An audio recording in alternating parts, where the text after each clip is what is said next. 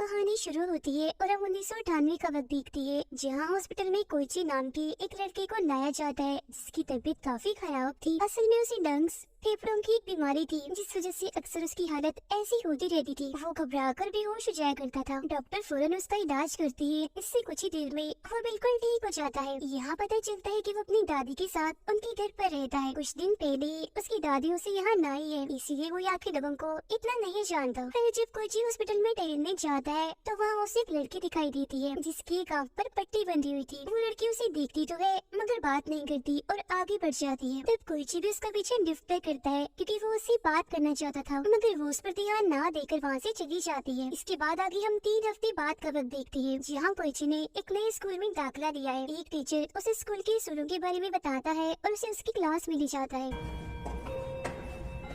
जब क्लास में आने के बाद कोइची सबको अपने बारे में बताने लगता है कि कुछ वक्त पहले ही मेरी मॉम की मौत हो गई है और मेरे डैड इंडिया गए हैं काम के सिलसिले में, इसलिए मैं यहाँ अपनी दादी और चाची के साथ रहता हूँ। इसी दौरान कोइची की नजर क्लास की एक लड़की पर जाती है जो और कोई नहीं बल्कि वही थी जो उसे हॉस्पिटल में मिली थी, यानी जिसकी आँख पर पट्टी थी। फिर पहली क्लास खत्म होने के बाद कोइची कुछ बच्चों से बात करता है और उस लड़के के बारे में पूछने लगता है। आगे वो बच्चे कोइची को एक कागज देते हैं जिसमें हर बच्चे की सीट के बारे में लिखा था, मतलब कि कौन सा बच्चा कहाँ बैठेगा। जिसे देखकर कोइची हैरान रह जाता है क्योंकि वो देखता है कि जिस जगह पर वो लड़की बैठी हुई थी वहाँ तो कोई सीट ही नहीं है। स्कूल खत्म होने के बाद जब अपने घर जाता है तो उससे मिलने उसकी चाची आती है। इनकी बातों से हमें पता चलता है कि उसकी चाची भी उसे स्कूल में पढ़ाती है, यानी जिस स्कूल में कोइची जाने लगा है। यहाँ उसकी चाची उसे दोबारा स्कूल के असूल बताने लगती है। कहती है कि जो भी टीचर तुम्हें कहे हमेशा वही करना, उनकी बात के खिलाफ मत जाना। अगले दिन कोइची स्कूल में एक लड़की से मिलता है जिससे उसकी दोस्ती हो जाती है। जहाँ इसी बीच उसे दोबारा से स्कूल की छत पर हॉस्पिटल वाली लड़की दिखने लगती है। इस बारे में वो अपने दोस्त को भी बताता है, जिस पर वो कहती है कि मुझे तो वहाँ कोई नहीं दिख रहा,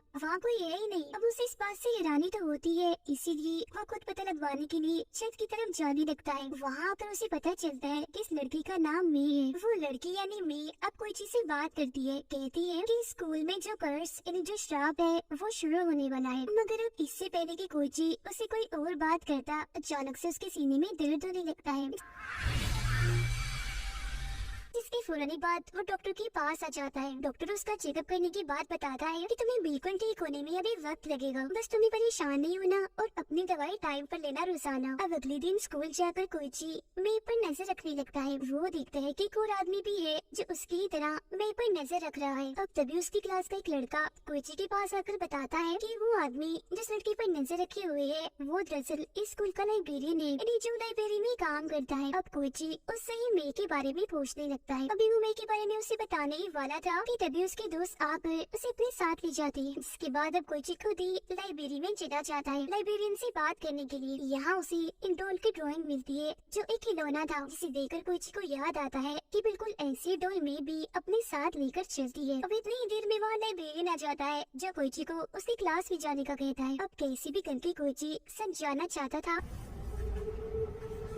इसीलिए अपने क्लास के 2 लड़कों के पास जाकर सारी सच्चाई पूछने लगता है। जब वो उसे बताते हैं कि सालों पहले मे नाम की एक लड़की 3rd ईयर क्लास में पढ़ती थी, मगर फिर अचानक एक दिन उसकी मौत हो गई और बस उसी दिन के बाद से उसकी सीट पर कोई नहीं बैठता। मगर उसकी मौत के बाद क्लास के बच्चों ने उसकी सीट पर एक डॉल को रख दिया और बिल्कुल ऐसी बर्ताव किया जैसे वो सच में क्लास में मौजूद है। जिसके बाद वो सारे बच्चे वहाँ से चले गए और बस तभी से उनका मानना है कि मैं आज भी एक स्टूडेंट के रूप में उस सीट पर आकर बैठती है, यानी वो स्टूडेंट जिसे इतने वक्त से कोइची भी देख रहा है। अब उनकी बातें सुनकर कोइची काफी घबराने लगता है क्योंकि उसे अजीब लग रहा था ये सोचकर कि मैं इतने वक्त से एक आत्मा को देख रहा हूँ। फिर जैसे वो ऊपर देखता है तो वो लड़की उसे दोबारा से दिखने लगती है, जिससे एक बार फिर उसकी तबीयत खराब हो जाती है। इसीलिए वो डॉक्टर के पास चला जाता है। यहाँ उसकी मुलाकात एक नर्स से होती है जो उस स्टूडेंट की बहन है जिसने कोइची को लाइब्रेरियन के बारे में बताया था और जिससे कोइची ने मे के बारे में जानने की कोशिश की थी। यहाँ कोइची उसे भी मे के बारे में बताकर पूछने लगता है कि मैंने उसे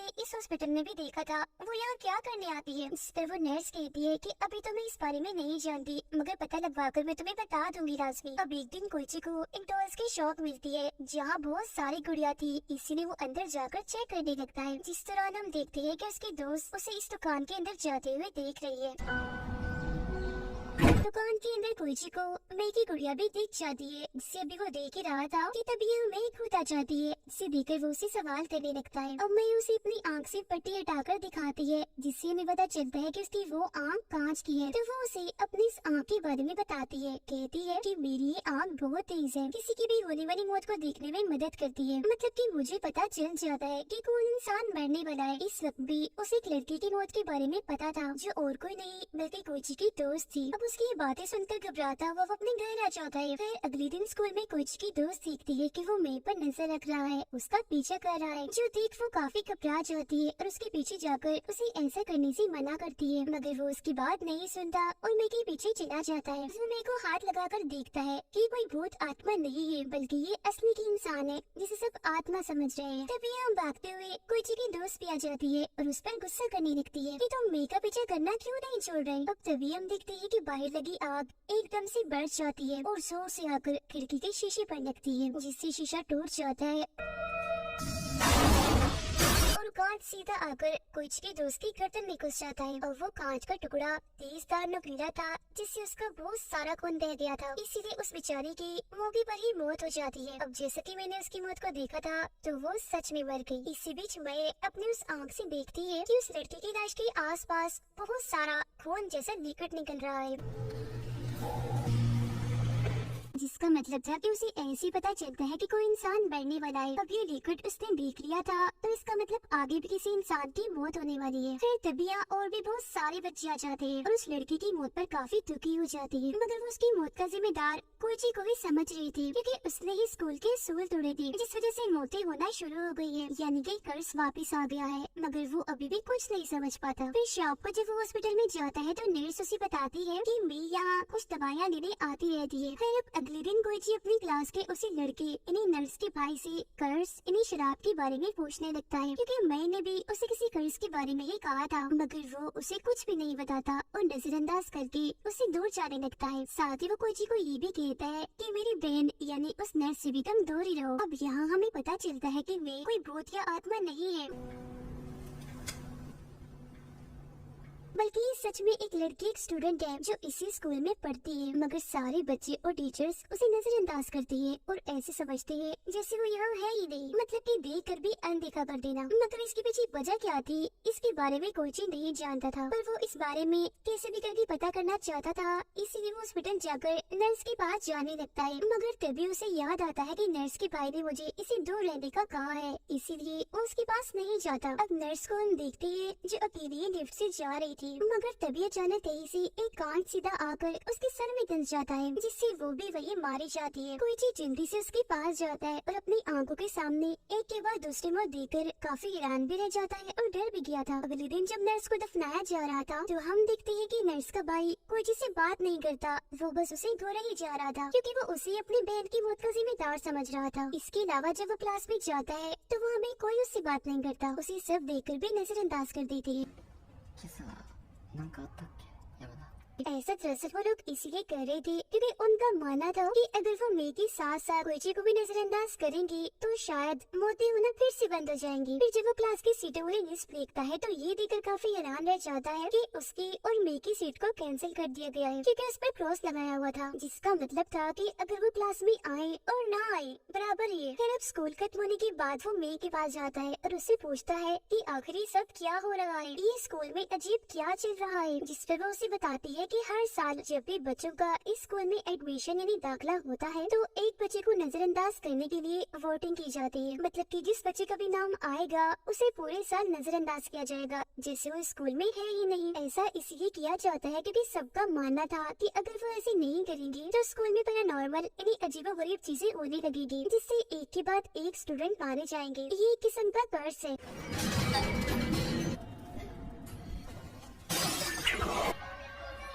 और जिस साल मैं थी तो एक लड़की को नजरअंदाज करने के लिए चुना गया था, मगर वो डर रही थी इसीलिए उसने मना कर दिया। अब किसी को तो नजरअंदाज होना ही था, तो उसकी जगह मैंने अपना नाम लिखवा दिया और बस तभी से सारे लोग मुझे नजरअंदाज करने लगे। अब ये सुनकर भी कोइची को कुछ समझ नहीं आती, क्योंकि वजह अब तक उसके सामने नहीं आई थी कि आखिर स्कूल वाले ऐसा करते ही क्यों हुए। अब दोनों को ही नजरअंदाज किया जा रहा था, जिसका वो खूब फायदा उठा रही थी, क्योंकि क्लास छोड़कर वो घूमने निकल जाती थी, जिस वजह से अब उन दोनों भी अच्छी दोस्ती भी हो गई थी। अब मेरे को भी सच्चाई पता पता नहीं थी तो ये लोग सच जानने के लिए लाइब्रेरियन के पास जाती है, जहाँ अब वो इन्हें बताता है कि काफी सालों पहले यानी 1972 में मैं 3rd ईयर क्लास का टीचर हुआ करता था, जहाँ तभी अचानक एक बच्चे की रस्सी से लटकने से मौत हो गई। किसी को कुछ समझ नहीं आया कि आखिर उसकी मौत कैसे हो गई, और जो बच्चे उसके साथ पढ़ती थी उनको तो यकीन आ ही नहीं रहा था कि वो मर गई है। वो इस चीज को कबूल ही नहीं कर रही थी, इसीलिए वो ऐसे दिखावा करने लगी थी जैसे वो भी जिंदा है। यहाँ तक कि उन्होंने उसकी भी क्लास में अलग सीट भी लगा रखी थी। 友人たちは悲しく彼女しているふりをし続けたらしい。 जिसके बाद स्कूल में एक कर्ज आ गया, क्योंकि उस बच्चे के मरने के बाद ही स्कूल के बच्चे अचानक से ही मरने लगे, जिसे रोकने के लिए सबने फैसला किया कि वो हर साल एक बच्चे को वोटिंग के जरिए चुनकर उस लड़की की सीट पर बिठा देंगे। सभी के लिए उस सीट पर बैठा जाने वाला बच्चा गायब भी माना जाएगा, मतलब कि सब उसे नजरअंदाज करेंगे। फिर वक्त के साथ साथ हमारा ये प्लान कामयाब होने लगा था, क्योंकि मौतें होना बंद हो गई थी, और बस तभी से हर साल उस सीट के लिए बच्चों की वोटिंग की जाती है। और ये तब तक ठीक रहा जब तक कि कोई तुमने आकर स्कूल के असूल ना तोड़ दिए। जो असूल था उस सीट पर बैठने वाले बच्चे को नजरअंदाज करना। それが美咲さん。 मगर कोईजी ने उस सीट पर बैठने वाली लड़की मेरे को नजरअंदाज नहीं किया, इसलिए कर्ज वापस आ गया, जिससे अजीबोगरीब चीजें होना शुरू हो गई है, जिस वजह से मोती होने का सिलसिला भी दोबारा से शुरू हो गया है। ये सब जानकर दोनों ही काफी हैरान रह जाती है, मगर वो फैसला करती है कि हम इसे हल करने का कोई तरीका ढूंढ निकालेंगे। अब लगातार नजरअंदाज होने की वजह से कोईजी परेशान रहने लगा था। उसे लग रहा था कि कहीं मैं सारी मौतों का जिम्मेदार तो नहीं। अब उसकी परेशानी देखकर मैं उसे चेक करती है कि कहीं वो एक्स्ट्रा लिविंग पर्सन तो नहीं, मतलब कि ऐसा इंसान जिसे बहुत पहले मर जाना चाहिए था मगर वो अभी तक जिंदा है, और उसकी वजह से लोगों की मौतें हो रही है, और अगर वो मर जाए तो कर्ज खत्म हो जाएगा। यानी कि मैं एक्स्ट्रा लिविंग को भी देख सकती है। उसे पता चल जाता है कि कोई चीज एक्स्ट्रा लिविंग नहीं है, और ये सब कुछ भी अपनी आँख के जरिए देख सकती थी। अब हम स्कूल के टीचर को देखते हैं, जो इस वक्त अपने घर पर थे। वो अपनी वाइफ को खाना खिलाकर बर्तन उठाकर ले जा रही थी, मगर तभी अचानक उनका पैर फिसल जाता है, जिस वजह से उनके हाथ में जो चम्मच था वो उनकी आँख में घुस जाता है, जिससे उनको इतना खून बहता है, इतनी तकलीफ होती है कि मौके पर ही उनकी मौत हो जाती है। इसके बाद उसी स्कूल की एक बच्ची को हम देखते हैं जो साइकिल पर बैठकर कहीं जा रही थी, मगर तभी अचानक पता नहीं कैसे उसकी साइकिल की ब्रेक फेल हो जाती है, जिससे साइकिल अब उसके कंट्रोल से बाहर हो जाती है। जिस तरह जैसे वो सड़क पर जाती है तो सामने आती गाड़ी से वो टकरा जाती है। वो फौरन नीचे गिर जाती है, जिससे वो काफी जख्मी हो गई थी, इसलिए मौके पर उसकी भी मौत हो जाती है। फिर अगले दिन स्कूल में जब उसकी मौत का पता चलता है तो सारे ही बच्चे काफी दुखी हो गए थे, और उन दोनों को ही इस सब का जिम्मेदार कह रही थी। जबकि उधर वो दोनों लाइब्रेरी में जाकर 1972 की फाइल्स देखने लगते हैं, जिस बीच कोईची को एक तस्वीर मिलती है जो और किसी की नहीं बल्कि उसकी चाची की थी, जिसका मतलब था कि वो भी उस वक्त यानी 1972 में उस क्लास की स्टूडेंट थी। इसके बाद मजीद छानबीन करने के लिए वो उस स्कूल के दूसरे हिस्से में जाती है जहाँ सबका जाला बना था, क्योंकि 1972 के टाइम क्लास वही लगती थी। वो यहाँ पर छानबीन करने लगती है ताकि उन्हें कोई क्लू कोई सुराग मिल सके, और तभी कोईची को यहाँ एक ऑडियो टेप मिल जाती है जो काफी पुरानी लग रही थी। जब ये लोग उसे सुनती है तो पता चलता है कि इसे भी उसी वक्त 1972 में रिकॉर्ड किया गया है। जब स्कूल में मौतें हो रही थी, ऑडियो में एक लड़का बता रहा था कि अगर वो एक्स्ट्रा लिविंग पर्सन को मार देंगे तो ये कर्ज खत्म हो जाएगा। इसके बाद आगे वो लड़का बताता है कि एक बार मेरी भी लड़ाई एक एक्स्ट्रा लिविंग इंसान से हो गई थी, इसमें मैंने उसे मार दिया। ऐसा होते ही कर्ज रुक गया, और अगले ही दिन मरने वाले इंसान को हर कोई भूल गया कि वो कौन था। अब क्योंकि मैं हर वक्त अपनी कांच वाली आँख को ढक कर रखती थी, इसीलिए उसे कभी भी एक्स्ट्रा लिविंग इंसान नहीं दिखा। इसीलिए अब उन्हें कुछ भी समझ नहीं आती कि भला एक्स्ट्रा लिविंग इंसान कौन हो सकता है जिसे हम मारकर इस कर्ज को खत्म कर सकते हैं। अब कोईची की चाची समझ गई थी कि वो दोनों बेकसूर है, इसीलिए वो दोनों को क्लास में बुलाती है और सबको कहती है कि हम इन्हें नजरअंदाज करें, मगर मौतें तो अभी भी हो रही हैं, जिसका मतलब है कि इनका कोई कसूर नहीं है, ये एक्स्ट्रा लिविंग नहीं है। और हाँ, कल हमारा स्कूल एक ट्रिप पर जा रहा है जिसके लिए सब तैयार है। अब अगले दिन सब बच्चे ट्रिप के लिए स्कूल के दूसरे कैंपस में रुकते हैं, जहाँ जब कोईची और मैं खाना खा रही थी तो उनकी दो साथी खाना खाने के लिए उनके साथ आकर बैठ जाती है, क्योंकि उन्हें भी अब लग रहा था कि ये दोनों बेकसूर है, इनकी वजह से कुछ नहीं हो रहा। मगर तभी यहाँ एक लड़की आकर मेरे को बातें सुनाने लगती है, कहती है कि तुम कसूरवार हो, सारी मौतें तुम्हारी वजह से ही हो रही हैं, जिस पर मैं उनसे अपनी गलती ना होते हुए भी माफी मांगती है। इसी बीच हम नर्स के भाई को देखते हैं जिससे उन दोनों पर अभी भी शक था, जिस वजह से वो चुपचाप कोइची का बैग चेक करने चला जाता है, जिसमें उसे वही ऑडियो टेप मिल जाती है। वो उस टेप को खुद भी सुनता है और अपने कुछ दोस्तों को भी सुना देता है, जिसके बाद वो प्लान बनाते हैं कि हम कोइची और मे को मार देंगे, क्योंकि हो ना हो वो एक गुनहगार है, मतलब कि वो ही एक्स्ट्रा लिविंग पर्सन है। जहाँ इसी बीच दिखाया जाता है कि कैंपस में अजीबोगरीब चीजें होना शुरू हो गई है। मैं भी अपने आंख पर से पट्टी हटाकर घूम रही थी ताकि वो देख सके कि कौन एक्स्ट्रा लिविंग है। जी हाँ, तभी उसके पास कोइची की चाची आ जाती है, जिसे मैं बड़े गौर से देखने लगती है, क्योंकि उसे पता लग गया था कि एक्स्ट्रा लिविंग और कोई नहीं बल्कि यही है, यानी कोइची की चाची। वो इस बारे में कोइची को बताने ही वाली थी कि तभी इधर एक लड़का आकर बताता है कि अभी अभी एक लड़की की मौत हो गई है, जो सुनकर वो फौरन ही उसके साथ जाने लगती है। अब कोइची के सीने में दोबारा से दर्द होने लगता है, इसीलिए उसे भागा नहीं जाता, जिस बीच तभी उसे कोई एक कमरे से बुलाने लगता है, इसीलिए वो उस कमरे की तरफ ही जाने लगता है चेक करने के लिए कि आखिर वहाँ कौन है। उधर मैं और वो लड़का जब जा रही थी तो उन्हें रास्ते में वही लड़की मिलती है जिसने पहले भी मेरे से बदतमीजी की थी। वो एक चीज से जैसे मेरे पर हमला करने लगती है तो उसके साथ वाला लड़का आगे आकर उसे रोक देता है, जिसके बाद वो उसके पीछे पड़ जाती है। तब वो लड़का अपनी जान बचाने के लिए खिड़की से कूद पड़ता है, मगर बदकिस्मती से वो मेन तार में फंस जाता है। उसे इतनी जोर से बिजली के झटके लगते हैं कि उस बेचारे की मौत हो जाती है। ये देखकर मैं काफी घबरा जाती और वहाँ से दूर भागने लगती है। वो लड़की भी उसके पीछे पड़ जाती है ताकि वो मे को मार सके, मगर तभी रास्ते में कहीं से एक तेजधार तार आ जाती है, जिससे उस लड़की का सर कटकर जिस्म से अलग हो जाता है, जो देखने में काफी भयानक लग रहा था। नर्स का भाई अपनी बहन की मौत का बदला लेने के लिए चाकू से कोइची पर हमला करता है, जिससे वो कट मार कर कोइची के चेहरे को जख्मी कर देता है, मगर तभी पीछे से मैं आकर उसके सिर पर एक बर्तन से वार कर देती है, जिससे वो नीचे गिर जाता है और ये दोनों भी यहाँ से चले जाते हैं। उनके जाने के बाद नर्स के भाई को इतना गुस्सा आ गया था कि वो सारे सामान को तोड़ने लगता है, जिस वजह से यहाँ का गैस पाइप लीक होने लगता है। आग लग जाती है, जिससे वो काफी बड़ा धमाका हो जाता है, जिसमें नर्स का भाई भी मारा जाता है। जिसके बाद वो दोनों बाकी बच्चों के पास जाकर उन्हें कैंपस से बाहर करने लगती है, क्योंकि आग फैलती जा रही थी। मैं कोइची की चाची का पीछा करती है ताकि वो उसे मारकर कर्ज यहीं पर खत्म कर दे, क्योंकि वो जान चुकी थी कि वो एक्स्ट्रा लिविंग है। सब लोग जब बाहर आ जाते हैं तो कोइची देखता है कि मैं और उसकी चाची वहाँ पर नहीं है, जिसके बाद वो और लाइब्रेरियन उन्हें ढूंढने दोबारा कैंपस के अंदर जाती है। अंदर आकर वो देखती है कि मैं कोइची की चाची को मारने की कोशिश कर रही है। तब लाइब्रेरियन उसे बचाने के लिए मैं को पकड़ लेता है और फिर मौके का फायदा उठाकर उन्हें वहाँ से ले जाता है। अब मैं और कोइची भी उनके पीछे जाते हैं, जो मैं अपने सांख से देखती है कि लाइब्रेरियन और कोइची की चाची के पास खून जैसा लिक्विड चल रहा है, जिसका मतलब था कि अब मरने की बारी उन दोनों की है। तभी अचानक लाइब्रेरियन का पैर फिसल जाता है और वो नीचे जाके गिरता है, नीचे तो पहले आग फैली हुई थी,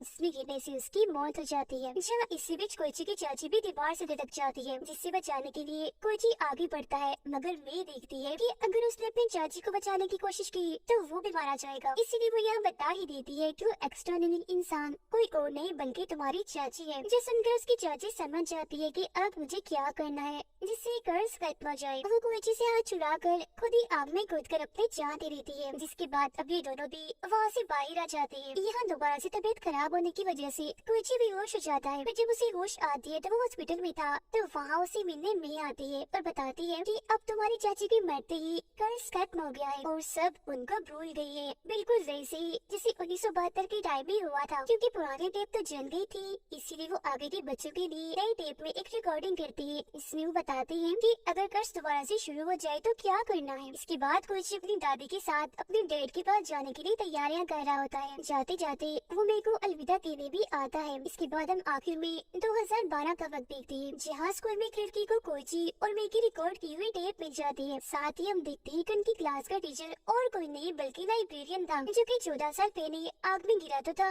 मगर वो बच गया था, जिसका मतलब था कि ये कर्ज फिर से शुरू हो गया है, क्योंकि उसे मर जाना चाहिए था मगर वो नहीं मरा, अभी भी जिंदा है। इसका मतलब था कि अगला एक्स्ट्रा लिविंग पर्सन ही लाइब्रेरियन है, मगर इसके बारे में पता कैसे चलेगा, क्योंकि वो तो बस मैं ही देख सकती थी। इसका मतलब था कि अब दोबारा से मौतें होना शुरू हो जाएंगी और इसी के साथ ही कहानी इधर ही खत्म हो जाती।